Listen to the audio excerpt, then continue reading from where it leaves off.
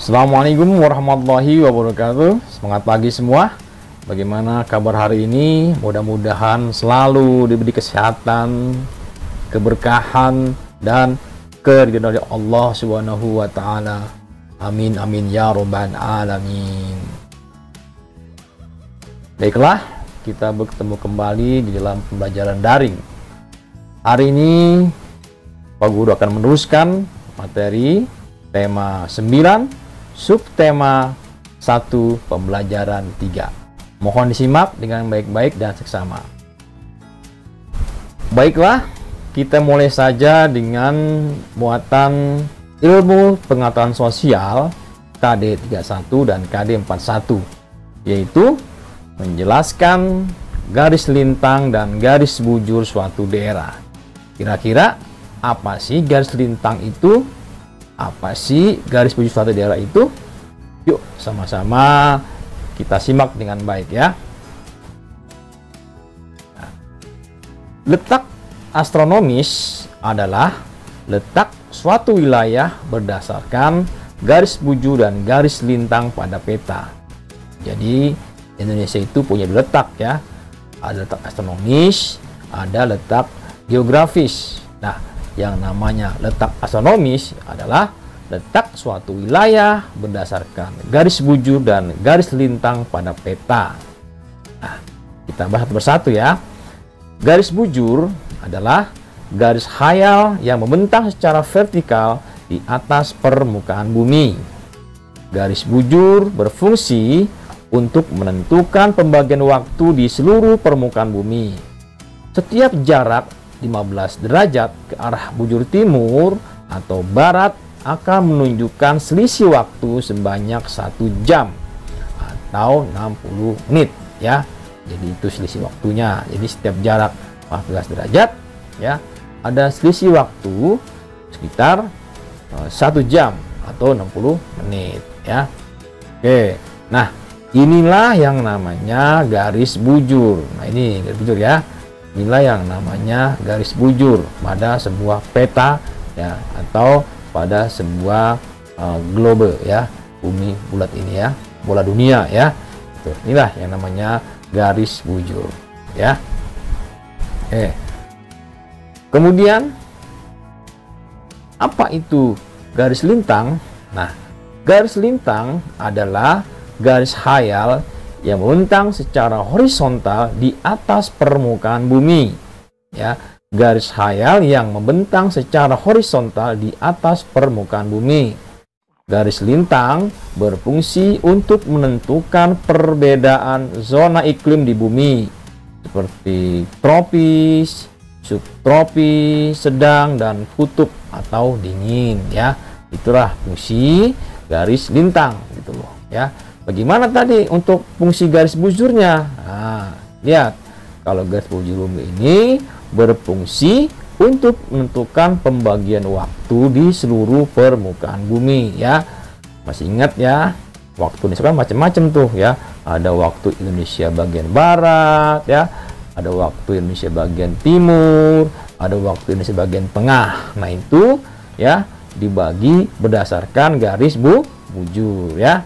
Baik. Teruskan tadi tentang garis lintang ya. Nah, kalau garis lintang ini berfungsi untuk menentukan perbedaan zona iklim di bumi seperti tropis, subtropis, sedang, dan kutub atau dingin ya, gitu loh. Letak astronomis Indonesia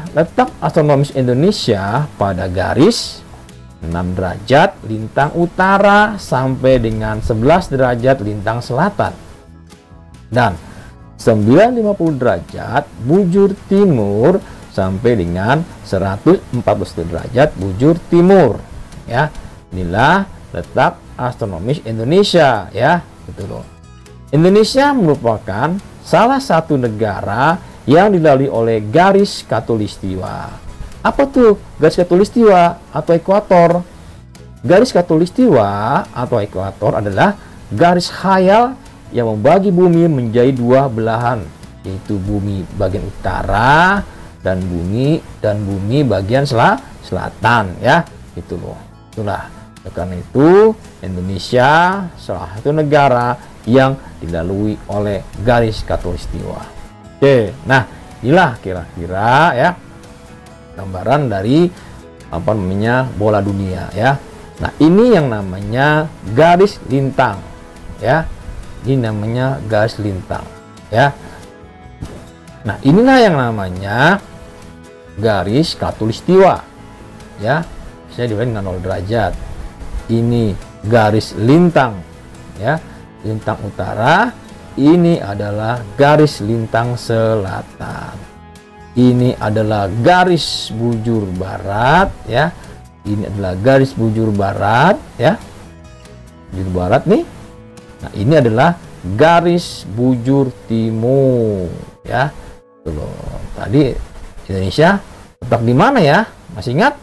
Kita lihat lagi ya, bahwa Indonesia itu terletak di garis 6 derajat lintang utara hingga 11 derajat lintang selatan dan berada pada 95 derajat bujur timur hingga 141 derajat bujur timur. Nah, itulah letak astronomis Indonesia ya. Oke, kita lanjut ke PPKN, itu menjaga persatuan dan kesatuan. Peristiwa Sumpah Pemuda mengajarkan kepada kita agar memiliki semangat persatuan tanpa melihat perbedaan untuk mencapai cita-cita yang sama, yaitu kemerdekaan Indonesia. Nah, itu peristiwa Sumpah Pemuda ya. Jadi berbagai macam suku, berbagai macam adat ya punya satu tujuan, itu apa? Mencapai kemerdekaan Indonesia. Nah, tujuan negara Indonesia setelah merdeka apa? Adalah mewujudkan kesejahteraan bagi seluruh rakyat Indonesia ya.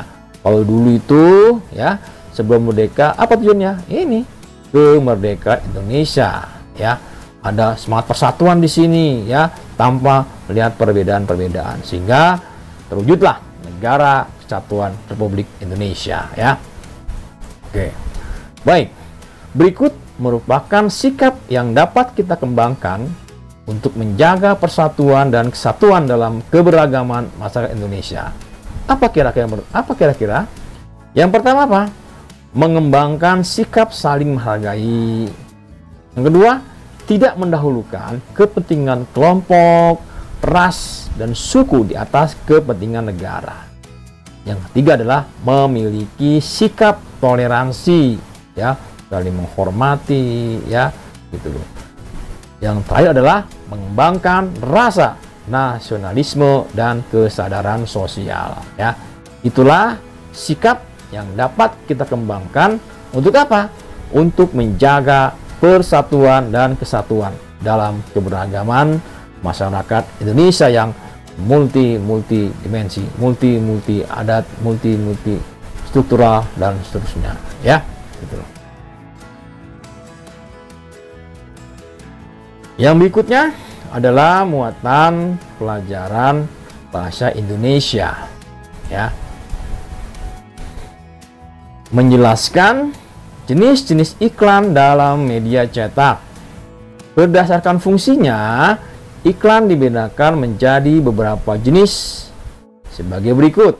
Ada iklan pemberitahuan, ada iklan undangan, ada iklan layan masyarakat, iklan permintaan, iklan penawaran ya. Ini berdasarkan fungsinya ya. Ada 5 ya gitu. Selain berdasarkan fungsinya, iklan juga dibedakan berdasarkan bentuknya. Apa tuh kira-kira? Nah, ada iklan baris, ada iklan kolom. Ini berdasarkan bentuknya ya, gitu loh. Baik, itu saja dari Pak Guru Walan.